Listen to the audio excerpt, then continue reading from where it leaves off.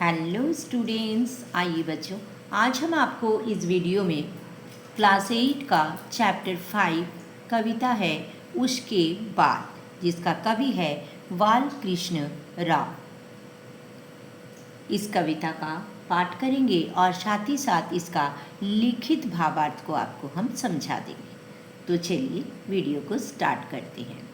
पहला पैरा में है, फिर क्या होगा उसके बाद। उत्सुक होकर शिशु ने पूछा, माँ क्या होगा उसके बाद। भावार्थ, कविता में एक छोटा बच्चा माँ से कौतूहलवश पूछता है, माँ फिर क्या होगा उसके बाद। नेक्स्ट पैरा देखिए, कहाँ से कहाँ तक। रवि से उज्जवल, शशि से सुंदर, नभ किसलय दल से कोमलतर, वधू तुम्हारे घर आएगा उस विवाह उत्सव के बाद। वधू तुम्हारी घर आएगी उस विवाह उत्सव के बाद।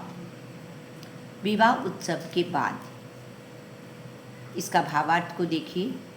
इस काव्य पंक्ति के माध्यम से कवि ये कह रहे हैं कि उस नन्हे से शिशु की माँ उसके प्रश्न के उत्तर देती हुई ये कहती है कि जब तुम बड़े हो जाएगा, तुम्हारा विवाह होगा और उस विवाह उत्सव के बाद रवि से भी उज्जवल, चाँद से भी सुंदर और वृक्ष के नए नए कोमल पत्तों के दल से भी कोमल दुल्हन तुम्हारी घर आएगी।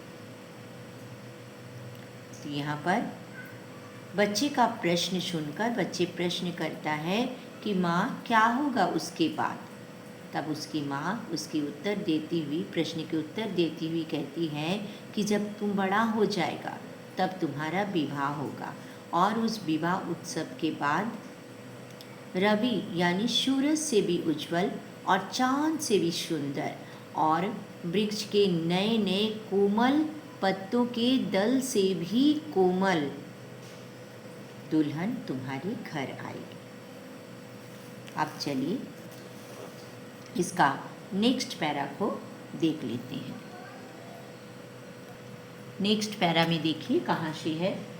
पल भर मुख पर स्मित की रेखा, खेल गई फिर माँ ने देखा, कर गंभीर मुखाकृति शिशु ने फिर पूछा, माँ उसके बाद। यहाँ तक का भावार्थ को देख लेते हैं। भावार्थ, इस काव्य पंक्ति के माध्यम से कवि ये कह रहे हैं कि उस बच्चे को अपनी माँ की ये बात सुनकर खुशी हुई कि तुम्हारे विवाह उत्सव के बाद वधू आएगी, इसलिए उसके चेहरे पर पल भर के लिए मुस्कान भी आ गई, किंतु फिर अपने मुख को गंभीर आकृति के जैसा बनाकर अपनी माँ से फिर से वही प्रश्न पूछता है, माँ उसके बाद क्या होगा। जब माँ कहती है उसका प्रश्न सुनकर कि माँ उसके बाद क्या होगा, तब माँ कहती है कि उसके बाद विवाह उत्सव के बाद तुम्हारे वधू घर आएगी। ये बात सुनकर बच्चा बहुत खुश हो जाता है, लेकिन फिर थोड़ी देर बाद ही वो अपना मुंह को गंभीर कर लेता है और फिर वही एक ही सवाल पूछता है कि माँ क्या होगा उसके बाद। अब चलिए नेक्स्ट पैरा को देख लेते हैं। फिर नभ के नक्षत्र मनोहर, स्वर्ग लोक से उतर उतर कर तेरे शिशु बनने को मेरे घर आएंगे उसके बाद। इस पैरा का अर्थ देखिए। इस काव्य पंक्ति के माध्यम से कवि ये कह रहे हैं कि उस बालक के दूसरे प्रश्न के उत्तर में उसकी माँ ये कहती है कि उसके बाद नभ के नक्षत्र यानी तारे से भी मनोहर यानी मन को हरने वाला स्वर्ग लोक से उतर उतर कर तेरे शिशु बनने के लिए मेरे घर में नन्हा सा बालक आएगा उसके बाद। जब फिर एक ही सवाल, वही सवाल बच्चा करता है अपनी माँ से कि माँ उसके बाद क्या होगा उत्सव के बाद, विवाह उत्सव के बाद, तो फिर माँ कहती है कि उसके बाद आकाश के नक्षत्र यानी ग्रहों यानी तारों से भी मनोहर, मनोहर मतलब मन को हरने वाला, स्वर्ग लोक से उतरकर तेरे शिशु बनने के लिए मेरे घर में एक नन्हा सा बच्चा आएगा। उसके बाद फिर देखिए नेक्स्ट पैरा। मेरे नए खिलौने लेकर चले न जाए वे अपने घर, चिंतित होकर उठा किंतु फिर पूछा शिशु ने उसके बाद। इस पैरा का भावार्थ देखिए। प्रस्तुत काव्य पंक्तियों के माध्यम से कवि ये कह रहे हैं कि उस बालक को अपनी माँ की बात सुनकर उसे लगा कि कहीं वो नन्हा सा शिशु मेरे नए नए खिलौने लेकर अपने घर तो नहीं चला जाएगा। इसलिए वो उस समय कुछ देर के लिए चिंतित हो गया। फिर उसके बाद उसने अपनी माँ से पूछा, माँ उसके बाद क्या होगा? जब बच्चा कह देता है कि तारों से भी मनोहर सुंदर सा एक छोटा बच्चा आएगा, स्वर्ग से उतर कर आएगा और वो इस घर का नन्हा सा शिशु बन जाएगा, बच्चा बन जाएगा। अब उसको डर लगने लगा कि कहीं उसके जो नए नए खिलौने हैं उसको लेकर तो ये बच्चा चला तो नहीं जाएगा। और फिर इसी बात के लिए वो कुछ देर तक बहुत चिंतित हो जाता है और फिर उसके बाद एक ही सवाल पूछता है कि माँ उसके बाद क्या होगा? अब देखिए नेक्स्ट पैरा। अब माँ का जी ऊब चुका था, हर शांति में डूब चुका था। बोली, फिर मैं बूढ़ी होकर मर जाऊंगी उसके बाद। इस पैरा का भावार्थ को देखिए। प्रस्तुत पंक्तियों के माध्यम से कवि कह रहे हैं कि शिशुओं के बाल सुलभ जिज्ञासा कभी शांत नहीं होती।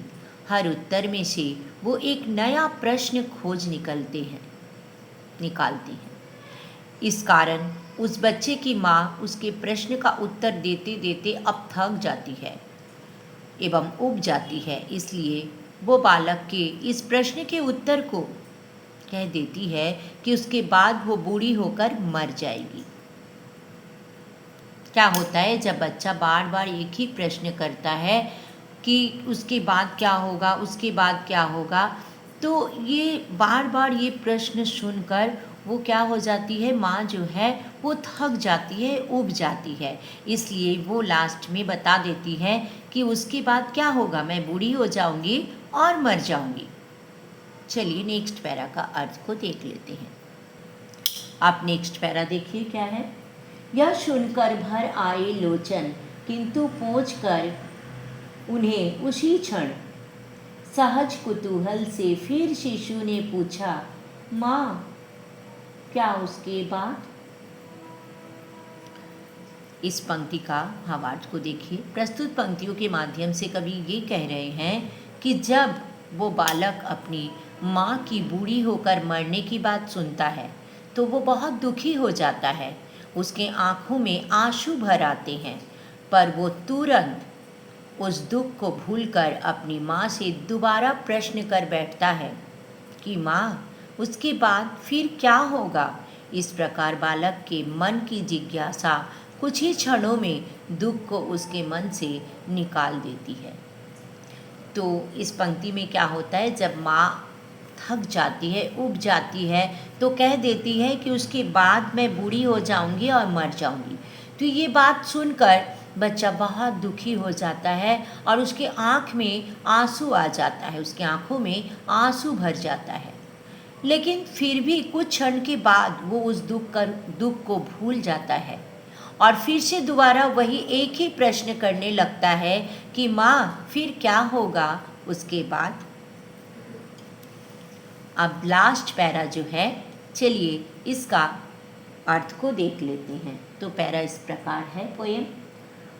कवि को बालक ने सिखलाया, सुख दुख है पल भर की माया, है अनंत का तत्व प्रश्न ये, फिर क्या होगा उसके बाद। तो चलिए इसका भावार्थ को जान लेते हैं। प्रस्तुत पंक्तियों के माध्यम से कवि ये कह रहे हैं कि जिस तरह बालक के मन की जिज्ञासा ने उसके दुख पर विजय प्राप्त कर ली, उससे कवि ने सीखा कि मनुष्य के जीवन में सुख दुख बस पल भर के लिए होते हैं। वो हमारे वो हमारे जीवन में आते जाते रहते हैं। इसलिए मनुष्य को दोनों परिस्थितियों को अपने मन से जल्द निकाल देना चाहिए। किंतु मनुष्य की मृत्यु के बाद क्या होगा, ऐसा ये संसार का ऐसा गहन प्रश्न है जिसका उत्तर आज तक नहीं मिला, यानी उत्तर किसी को नहीं मिला। ये जो अनंत इसलिए कवि कहे हैं कि कभी भी जीवन में प्रश्न का अंत नहीं होता।